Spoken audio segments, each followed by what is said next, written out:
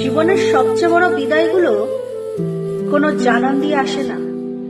আমরা ভাবি বিদায় মানে শেষ দিনে কান্না, স্টেশনে হাত নাড়া দিয়ে তাকে বিদায় জানানো, বা এয়ারপোর্টের কাছের এপারে দাঁড়িয়ে থাকা।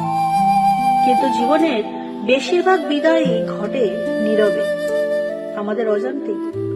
কখনো কি ভেবে দেখেছেন কোন দিন আপনার মা আপনাকে শেষবারের মতো গল্প শুনিয়ে ঘুম পাড়িয়েছিলেন, বা বাবা শেষবারের মতো আপনাকে কোলে তুলে নিয়েছিলেন?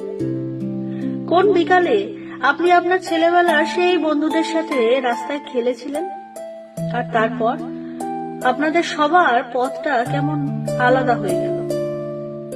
সেই মুহূর্তগুলো আমরা কেউই জানতাম না যে এটাই শেষবার। কোনো বিদায় জানানো হয়নি, কোনো প্রতিশ্রুতি দেওয়া হয়নি, শুধু সময়ের সাথে সাথেই সেই মুহূর্তগুলো আর ফিরে আসে। আমরা শুধু বড় বড় বিদায়গুলোর জন্য প্রস্তুতি নিই, কিন্তু সবচেয়ে ভারী বিদায়গুলো সেইগুলো যেগুলো ঘটে যাওয়ার অনেক পরে আমরা বুঝতে পারি, যখন স্মৃতির পাতা উল্টাতে গিয়ে হঠাৎ মনে হয় এই তো সেই দিনটি ছিল।